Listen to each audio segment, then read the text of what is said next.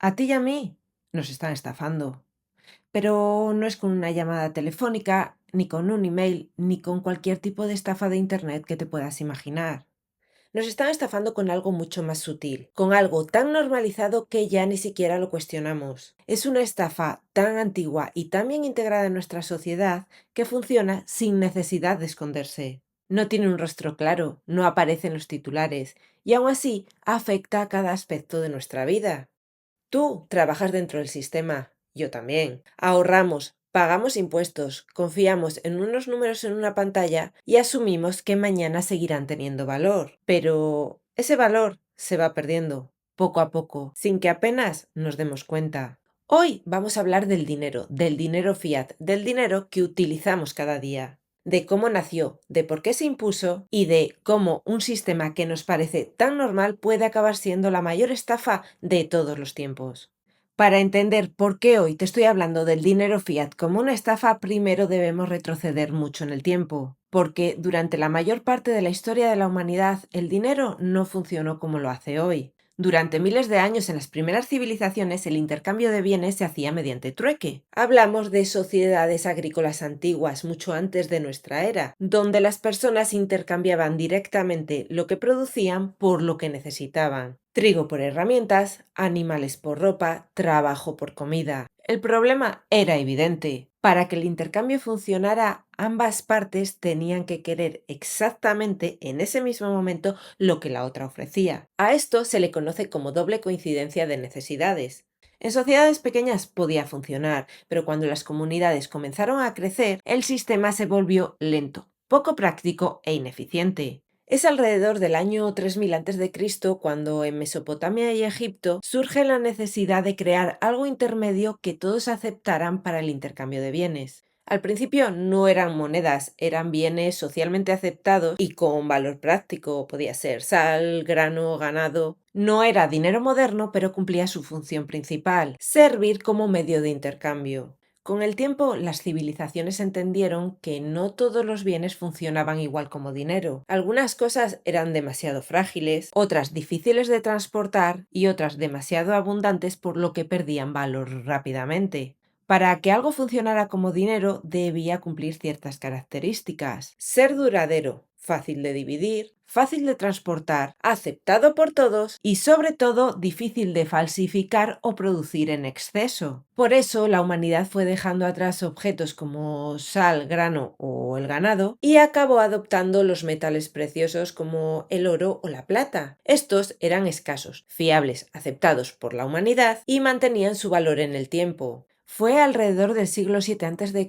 cuando en la región de Lidia, en Turquía, aparecieron las primeras monedas metálicas. A partir de ahí, el uso del oro y la plata se fue extendiendo por Grecia, Roma y la mayoría del mundo conocido. El oro y la plata se impusieron por razones muy concretas que te he mencionado anteriormente. Eran escasos, duraderos, divisibles y difíciles de falsificar. Pero sobre todo tenían valor por sí mismos independientemente de quién gobernara. Y es aquí donde entra en juego una parte muy importante de la historia. Entra en juego el papel moneda. El papel moneda no nació como dinero fiat, nació como una representación del dinero real.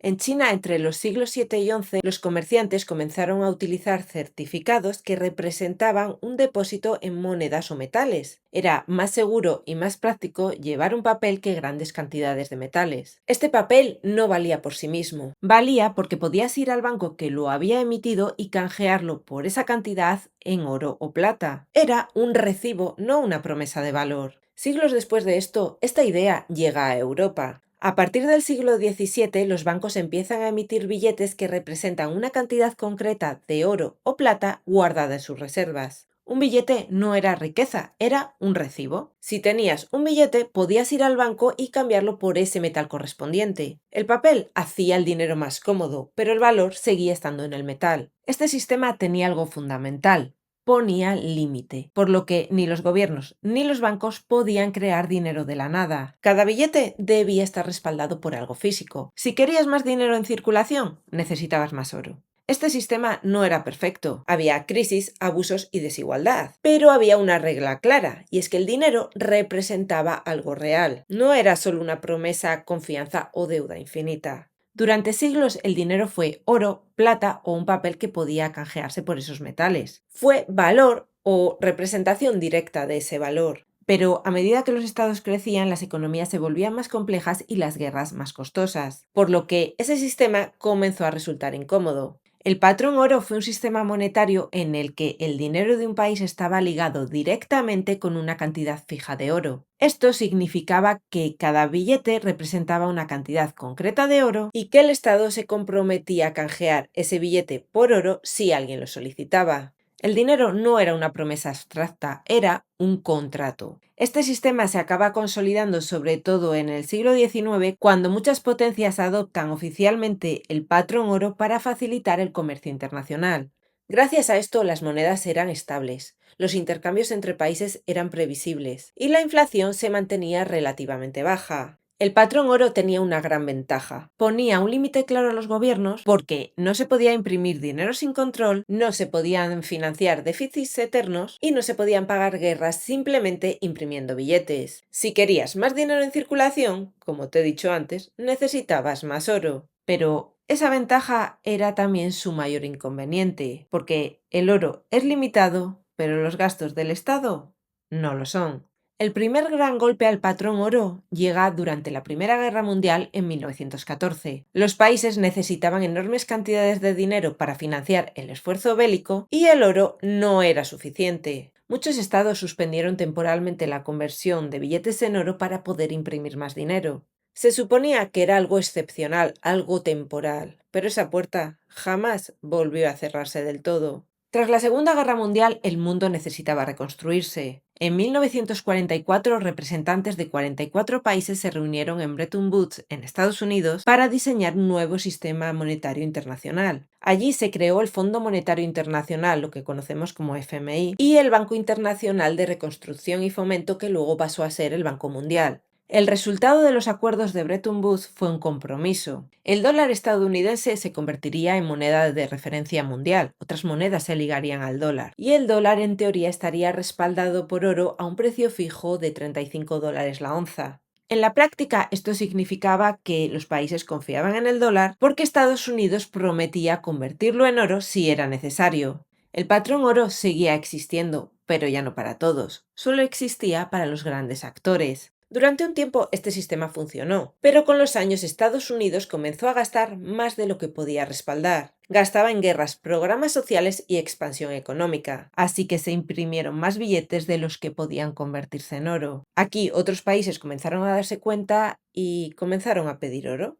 En 1971 el presidente Richard Nixon tomó una decisión histórica. Suspendió la conversión del dólar en oro. Oficialmente dijo que era una medida temporal. En la práctica, el patrón oro había terminado. Desde ese momento, el dinero dejó de estar respaldado por algo físico. Ya no era oro, ya no era plata. Ahora era confianza. A partir de ese momento, a partir de 1971, el mundo entra en una etapa completamente nueva. Por primera vez en la historia, el dinero deja de estar respaldado por algo físico. Desde este momento, el dinero se va a crear por decreto, se va a basar en deuda y no va a tener un límite físico claro. Pasará a ser lo que hoy conocemos como dinero fiat. La palabra fiat viene del latín y significa literalmente que se haga o porque se decreta. En otras palabras, el dinero fiat tiene valor porque el Estado dice que lo tiene. Ya no es porque pueda canjearse por oro o porque represente un bien físico, sino porque una autoridad lo decreta moneda de curso legal.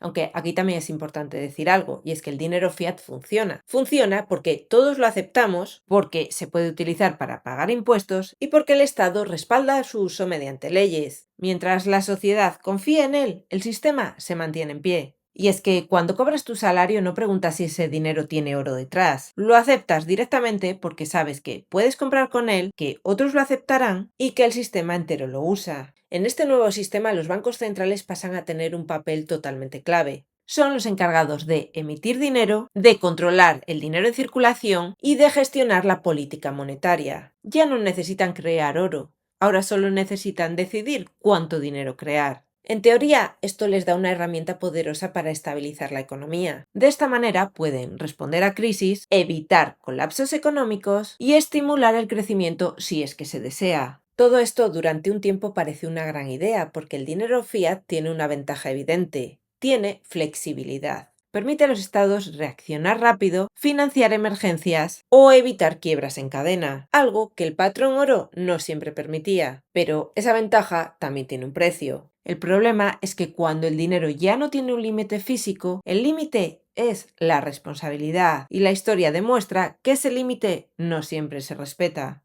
Desde 1971 el dinero ya no se basa en escasez, se basa en confianza. Pero cuando esa confianza se pone a prueba, aparecen las consecuencias. Y esas consecuencias no se ven de un día para otro, aparecen lentamente, se notan en el precio de las cosas, en los ahorros y en el poder adquisitivo. Hasta ahora hemos hablado de lo que es el dinero fiat y por qué funciona.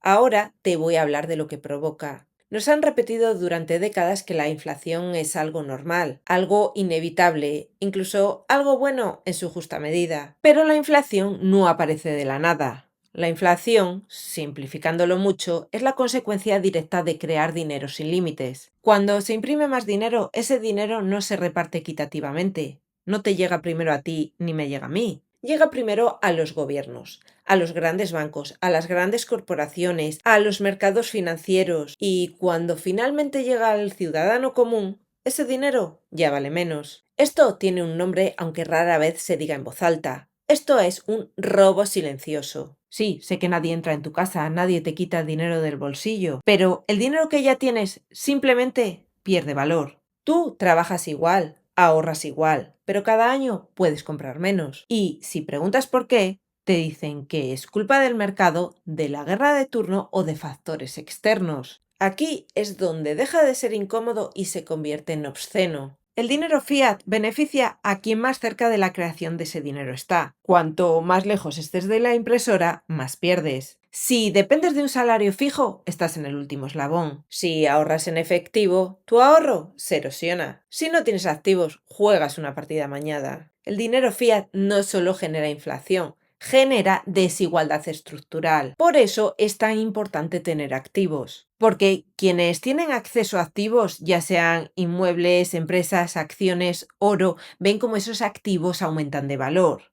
Mientras tanto, el ciudadano de a pie lucha por llegar a fin de mes. Y no es porque trabaje menos o porque sea menos productivo, sino porque el dinero en el que le paga cada día vale menos. Durante generaciones nos han dicho que ahorremos, que guardemos dinero, que seamos responsables. Pero en un sistema fiat, ahorrar en dinero es perder. No es que lo pierdas de golpe ni de forma visible, lo vas perdiendo poco a poco, lentamente, año tras año. Pero lo peor de todo, lo más perverso de este sistema no es que exista, es que se presenta como algo normal, como si no beneficiara a nadie ni perjudicara a nadie, como si simplemente fuera que esa es la forma en la que funcionan las cosas y no hay más que decir. El dinero fiat no es una conspiración en sí, es un sistema, pero es un sistema que redistribuye riqueza de abajo a arriba, y la mayoría de las personas no se lo cuestionan porque jamás se les ha explicado, porque a lo mejor tampoco interesa. Cuando entiendes cómo funciona el dinero fiat, hay algo que empieza a llamar tu atención de manera inevitable, y es que no todo pierde valor al mismo tiempo. Durante siglos el oro ha sido dinero, y aunque ahora no respalda monedas, sigue teniendo una función muy clara: conservar valor en el tiempo. Si miramos la historia reciente, especialmente desde que se rompe el patrón oro en 1971, ocurre algo muy revelador. El dinero fiat pierde poder adquisitivo año tras año. Mientras tanto, el oro se revaloriza. Esto no es porque el oro sea más útil ni porque brille más, sino porque el dinero con el que le medimos vale menos. Aunque también quiero aclararte algo: el oro no conserva valor por casualidad ni por una moda pasajera. Lo hace también por una razón muy concreta: es escaso y costoso de producir. No se puede imprimir, no se puede crear con una decisión política, y no se puede crear más rápido simplemente porque haga falta. Para extraer más oro, primero hay que encontrarlo. Hay que invertir tiempo, energía y recursos, y hay límites físicos reales. Cada gramo de oro tiene un coste, y ese coste actúa como un freno natural a su creación. Aclarado esto y volviendo a lo que te decía, el oro no se ha vuelto mágicamente más valioso, es que el dinero fiat se ha vuelto más débil. Aquí hay una trampa psicológica muy clara. vemos cómo suben los precios y automáticamente pensamos que las cosas son más caras. Pero muchas veces no es eso, es que la unidad con la que medimos se ha devaluado. Antes necesitabas menos dinero para comprarte una casa, necesitabas menos dinero para vivir. Y esto no es porque todo fuera mejor, sino porque el dinero tenía más peso. Y es que si te pones a comparar a día de hoy te hacen falta menos onzas de oro para comprar una vivienda, al contrario que con el dinero fiat. Y aunque haya personas a quienes esto les parezca injusto, es lógico que dentro del sistema quien posea activos reales como los que te he dicho antes, ya sean oro, inmuebles, acciones, Bitcoin, estén mejor posicionadas contra la inflación, porque estos activos sí que se ajustan más al valor real del dinero. El fiat no. Entender el sistema no te convierte automáticamente en rico, porque ni te va a quitar de trabajar ni te va a sacar del sistema, pero sí te quita una venda de los ojos. Te hace entender que ahorrar solo en dinero tiene un coste, que el sistema no es neutral y que el tiempo juega en contra del dinero fiat. Te preguntarás entonces que si estamos atrapados. Pues siento decirte que sí lo estamos. Vivimos en un sistema fiat y no podemos salir completamente de él, porque como te dije al inicio del vídeo, pagamos impuestos en él, cobramos en él y pensamos en él. Pero hay una diferencia enorme entre estar atrapado y no saberlo o estar atrapado y entender las reglas del juego. El mayor problema del dinero fiat no es solo económico, es cultural, porque normaliza algo peligroso, y es que el esfuerzo pierda valor con el tiempo, que trabajar más no te garantiza vivir mejor y que ahorrar sea penalizado silenciosamente. El dinero fiat no colapsa de golpe, no explota, no desaparece de un día para otro, pero se desgasta lentamente. Y mientras tanto, la mayoría de las personas culpan a todo menos al propio sistema. Entender esto no es que te convierta en enemigo del sistema. Entender esto te convierte en alguien consciente. Y ser consciente, aunque no lo soluciona todo, es el primer paso para dejar de ser engañado. A ti y a mí nos están estafando, pero no porque alguien robe nuestro dinero, sino porque el dinero en el que confiamos cada vez vale menos.